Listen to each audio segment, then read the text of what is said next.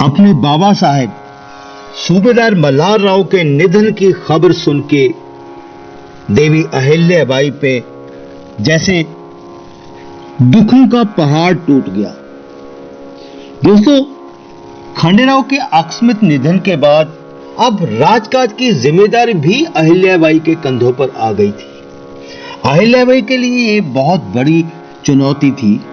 वो राजकाज की जिम्मेदारी अभी लेना नहीं चाहती थी, लेकिन उन्हें ये जिम्मेदारी अपने हाथों में लेनी ही पड़ी, क्योंकि मल्हार राव एक तो बहुत बूढ़े हो गए थे और दूसरे खंडेराव के निधन के बाद मानसिक रूप से काफी परेशान भी हो गए थे, जिससे राजकाज को ठीक से चलाने में वो फिलहाल बिल्कुल असमर्थ थे। उनका वैसे राजकाज में मन लगता भी नहीं था। वो सिर्फ धन कमाना ही अपना विशेष कर्तव्य मानने लगे थे। उस धन को सही जगह पर लगाना, इकट्ठा करना और सुव्यवस्थित ढंग से राजकाज में व्यय करने का काम अहिल्याबाई का था।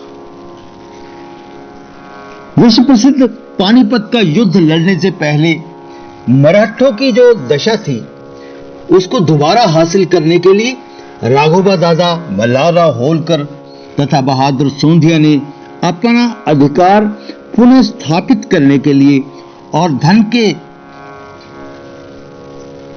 लालच में आकर सेना के साथ प्रस्थान किया। लेकिन उत्तर हिंदुस्तान जैसी पावन धरती के दर्शन तथा सर्वश्रेष्ठ गंगा जल का पान महापराक्रमी मल्हार राव की किस्मत में इस बार नहीं था।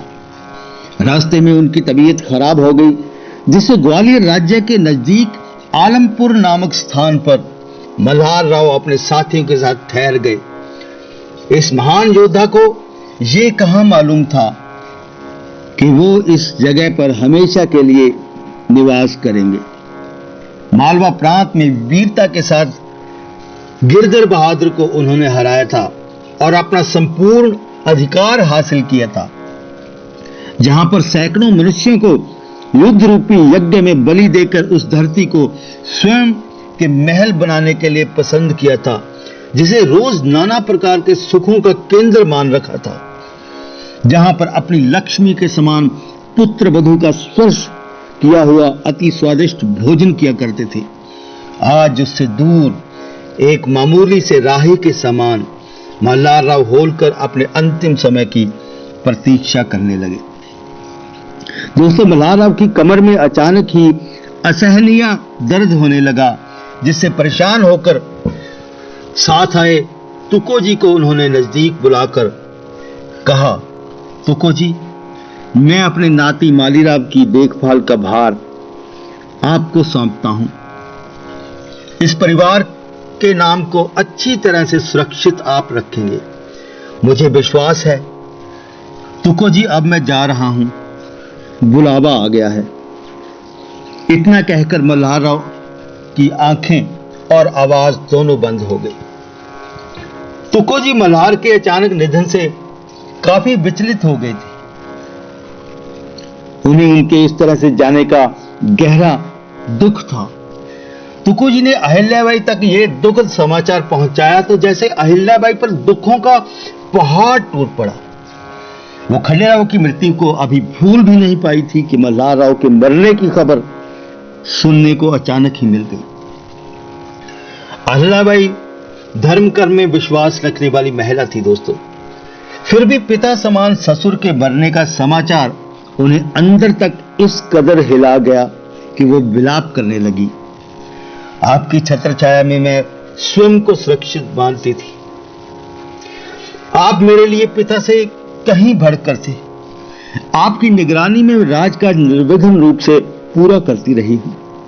अब मैं इतने बड़े राज्य की देखभाल आपके बिना कैसे कर सकूंगी? अब मैं किसको बाबा साहेब कहूंगी? किसके चरण स्पर्श कर आशीर्वाद प्राप्त करूंगी? बाबा साहेब, आपके आशीर्वाद और अनुकंपा के कारण ही ये अहिल्या जीवित है। आपने अपनी बेटी का साथ तब छोड़ दिया जब मुझे आपकी विशेष रूप से जरूरत थी बाबा साहेब। इस तरह से और नाना प्रकार के विलाप करने के बाद दोस्तों अहिल्याबाई अपने आप ही शांत हो गई। फिर यथाविधि मल्हारराव होलकर का अंतिम संस्कार किया गया और वहीं पर उनकी यादगार में एक छतरी बनाई गई। छतरी की देखभाल के लिए 30,000 रुपए के गांव लगा दिए गए जो अभी मौजूद हैं। मल्हारराव एक महापराक्रमी शूरवीर तथा लड़ाकू योद्धा थे। उनके निधन के बाद पेशवा की तथा मराठा वीरों की शक्ति क्षीण होने के साथ साथ उत्साह भी ठंडा पड़ गया था दोस्तों। धन्यवाद। देखते रहिए इंडिया माई प्राइड।